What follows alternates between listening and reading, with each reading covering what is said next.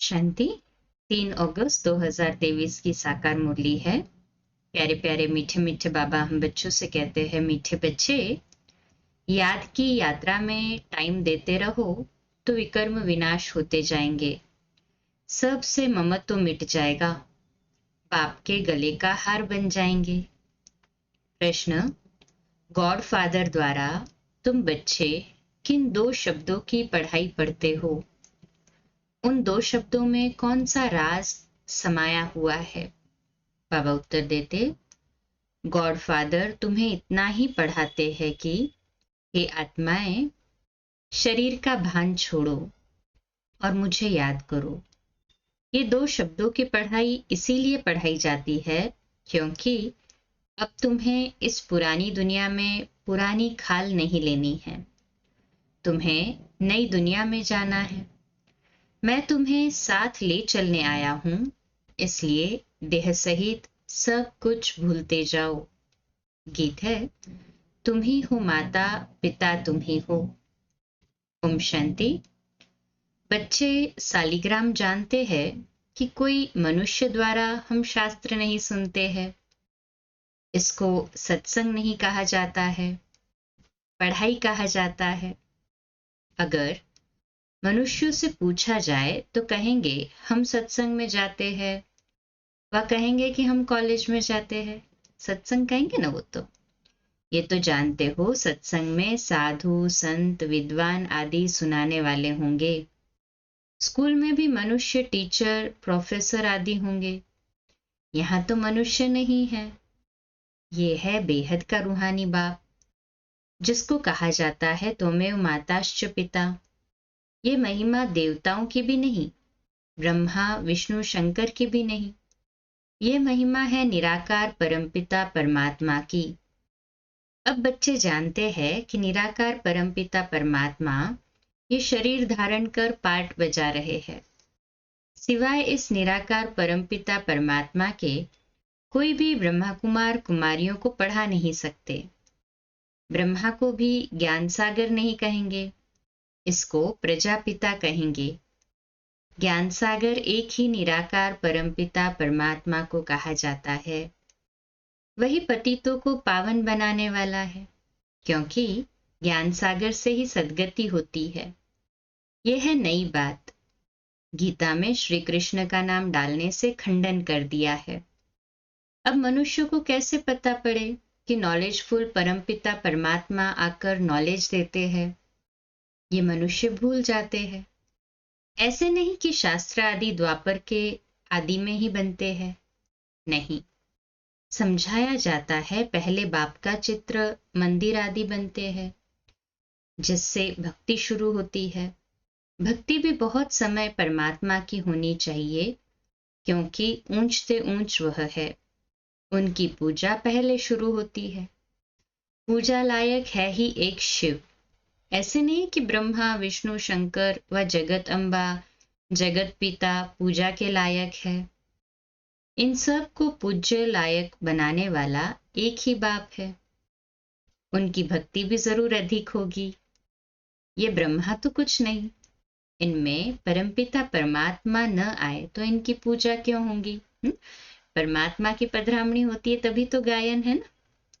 सबका सदगति दाता एक ही बाप है ना? हम सभी को निश्चय कहे हाँ जी बाबा। ये विचार सागर मंथन करना होता है। भक्ति कैसे शुरू होती है? शिव बाबा तो विचार सागर मंथन नहीं करते, बच्चों को विचार सागर मंथन करना है। सरस्वती जो ब्रह्मा की मुखवंशावली है, उनको भी विचार सागर मंथन करना है। ऊंच से ऊंच है एक, अगर वह न आए तो दुनिया को पतित से पावन कौन बनाए? सब मनुष्य मात्र पतित है। अब शिव बाबा न आए तो स्वर्ग का वर्षा कौन देवे? निश्चय बुद्धि नहीं है तो विजय माला में पिरो न सके। सपूत बच्चे सदैव गले का हार बनते हैं, बाप भी खुश होते हैं। ये बच्चा बड़ा सपूत आज्ञाकारी है। बहुत माँ बाप होते हैं जिनको 12-14 बच्चे भी होते हैं, जिनमें कोई कपूत कोई सपूत भी होते हैं। पतित पावन बाप के सिवाय पतितों का उद्धार कोई कर नहीं सकते। तुम जानते हो कि गंगा नदी पर भी गंगा का मंदिर है, तो समझाना चाहिए कि ये गंगा फिर कौन है? क्या ये कोई शक्ति है जिससे पतित से पावन बनते हैं, वो पानी से पावन बनते हैं? बाप कहते हैं कि गंगा पतित पावनी नहीं, सिवाय योग के कोई भी पावन बन नहीं सकते। इसलिए तुम्हें कोई गंगा स्नान नहीं करना है। योग का अर्थ है याद, बुद्धि का योग लगाना है। वह तो बहुत योग आसन आदि लगाते हैं, अनेक प्रकार के हठ योग करते हैं, उनको योग नहीं कहा जाता। माताएं अबलाएं हठ योग को क्यों जाने? माताएं अबलाएं हठ योग क्या जाने और कर भी कैसे कर सके? मनुष्य स्कूल में पढ़ते हैं, उसमें धक्के खाने की तो कोई बात नहीं। हाँ, स्टडी है, वहां पे तो हर एक क्लास में फिक्स्ड वैकेंसी होती है। कोई ना कोई इम्तिहान पास करते हैं, जानते हैं ये इम्तिहान पास करके ये बनेंगे। यहाँ भी तुम जानते हो ये भी इम्तिहान है।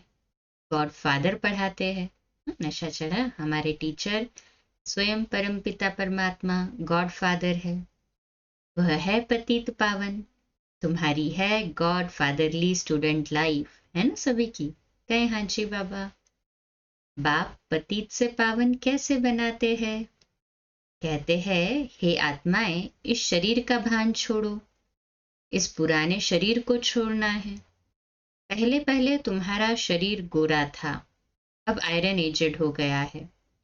अभी तुमको नई खाल तो यहाँ लेनी नहीं है, क्योंकि यहाँ तो 5 तत्व ही तमो प्रधान है। अभी मैं तुम बच्चों को अपने साथ ले जाऊंगा। कल पहले भी ले गया था। मैं कालों का काल हूं, सबको वापस ले जाऊंगा, फिर तुमको अमरपुरी में भेज दूंगा। ये है मृत्यु लोक, छी दुनिया। इसलिए संगम युग को 100 वर्ष चाहिए, और तो हर एक युग 1250 साल का होता है। इस पिछाड़ी के संगम युग की आयु बहुत छोटी है। जो लास्ट का संगम युग है उसकी तो कंपैरेटिवली आयु बहुत छोटी है ना। जैसे ब्राह्मणों की चोटी छोटी होती है, वैसे संगम युग की आयु भी छोटी है। फिर ये दुनिया खत्म हो जाएगी तो नए मकान आदि बनाने शुरू करेंगे। उसमें पहले श्री कृष्ण आते हैं। वह शौकीन है महल आदि बनवाने के। कोई तो बहुत शौकीन था ना, जिसने सोमनाथ का मंदिर बनवाया। राजा विक्रमादित्य भी कितने शौकीन थे। बिरला भी शौकीन है, कैसा अच्छा मंदिर बनाया है। नंबर 1 में पूज्य है शिव बाबा। फिर भक्ति मार्ग में भी पहले सोमनाथ का मंदिर बनता है ना, सो भी कुछ समय बाद में बनता होगा। फिर पूजा शुरू होगी। डायरेक्ट द्वापर युग शुरू हुआ और भक्ति शुरू हुई ऐसा नहीं है, बाबा कहते कुछ समय बाद बनता है। अभी तो है ही घोर अंधियारा, रात पूरी हो फिर दिन आता है। बाप कहते हैं, मैं रात और दिन के बीच में आता हूँ। महाभारी लड़ाई भी है। लिखा हुआ है कि यादवों के पेट से वह चीजें निकली जिससे सारे कुल का विनाश हुआ। तुम देख रहे हो, बरोबर विनाश के लिए तैयारी कर रहे हैं। समझते हैं कोई प्रेरक है। दोनों ने विनाश के लिए बॉम्ब्स बनाकर रखे हैं। आफतें भी आनी हैं। तुम तो प्रैक्टिकल में देख रहे हो, स्थापना भी हो रही है, विनाश भी सामने खड़ा है। समझो कोई ने विनाश नहीं देखा है। अच्छा, वैकुंठ तो देखते हैं ना। अच्छी तरह पढ़कर बाप से पूरा बेहद का वर्षा लेना है। तुमको साकार नहीं पढ़ाते हैं, शास्त्रों आदि की बात नहीं है, ये तो ज्ञान सागर स्वयं पढ़ाते हैं। तुम अपने को देही समझ बाप को याद करते हो। भगवान वाच अपने बच्चों प्रति कहते हैं, मैं तुम बच्चों के सम्मुख होता हूँ। जो मेरे बच्चे बनते हैं उनमें से कोई सौतेले है, कोई मातेले है। मातेले बच्चों को ही वर्षे का हक है। संशय बुद्धि को सौतेला कहा जाता है, उनको वर्षा नहीं मिल सकता। वह फिर पुरुषार्थ अनुसार प्रजा में चले जाते हैं। मातेले राजाई में आ जाते हैं। वह बाप को प्यार करते हैं, बाप उनको प्यार करते हैं, गाते भी है ना, तुम पर बलिहार जाऊंगा, वारी जाऊंगा। बाप कहते हैं मुझे याद करेंगे तो मैं तुमको मदद दूंगा, हिम्मते मर्दे मददे खुदा। और सबसे बुद्धि योग तोड़ एक से जोड़ना है। तुम कहते हो हम बाबा के हैं, ये सब कुछ बाबा का है। बाबा को हम कखपन देते हैं और बदले में स्वर्ग के बेहद की बादशाही का वर्षा लेते हैं। इस पुरानी देह से हमारा ममत्व नहीं है, ये तो तमो प्रधान रोगी शरीर है। हमारे पास और क्या है? मनुष्य मरते हैं, सब कुछ छूट जाता है, फिर उनका सब कुछ करनी घोर को दिया जाता है। हम सब कुछ आपको देते हैं। ममत्व मिटाने के लिए हम निराकार बाबा को याद करने का पुरुषार्थ करते हैं। माया फिर विघ्न डालती है, इसलिए धीरे धीरे जितना मेरी याद में टाइम देते रहेंगे तो विकर्म विनाश होंगे, वही मेरे गले का हार बनेंगे। कितना सहज समझाते हैं। बाप समझाते हैं ये रथ भी ड्रामानुसार मेरा मुकर्रर किया हुआ है और किसी में मैं आ भी नहीं सकता हूँ।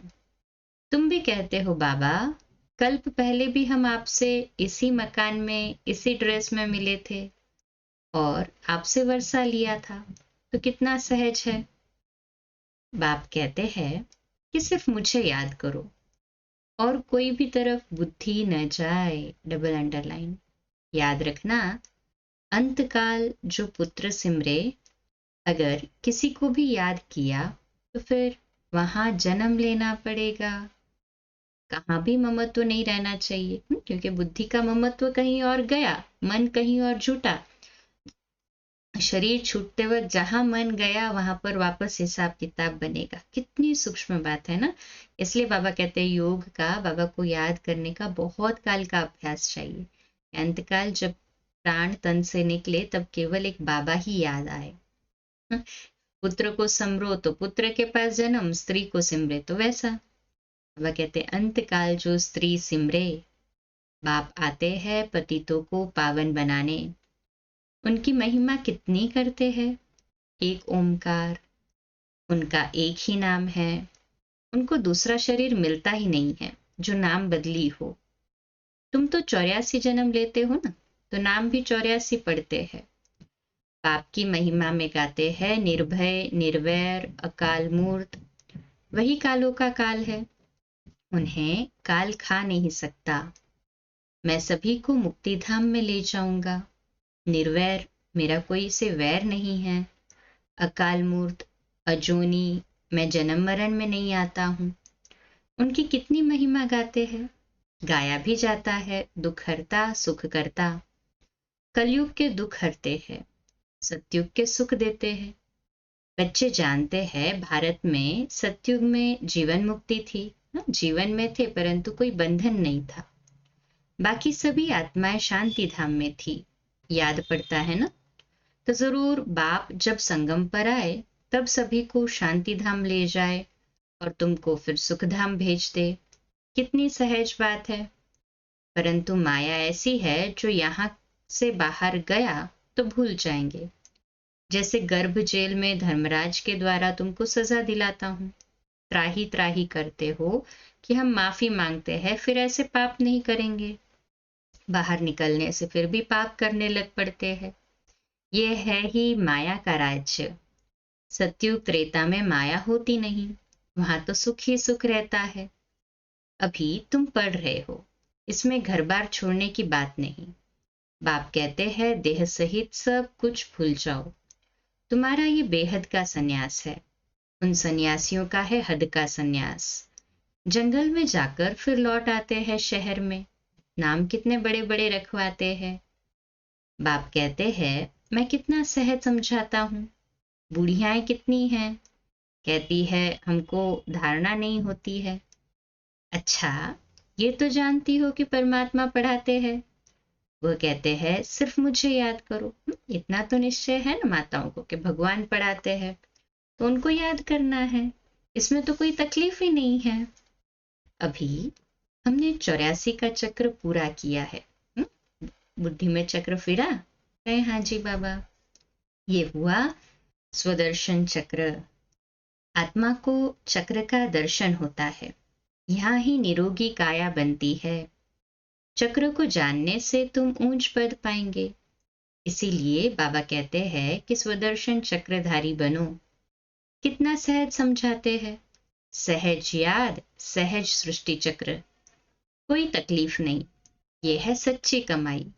बाकी धन माल तो सब खत्म हो जाना है, सब छूट जाता है। सागर को उथल खानी है, नेचुरल कैलेमिटीज भी आनी है। भारत सचखंड था और कोई भी खंड नहीं था। भारत है शिव बाबा की जन्मभूमि, बड़े ते बड़ा तीर्थ है। भारत में ही सोमनाथ का मंदिर कितना अच्छा बना हुआ है।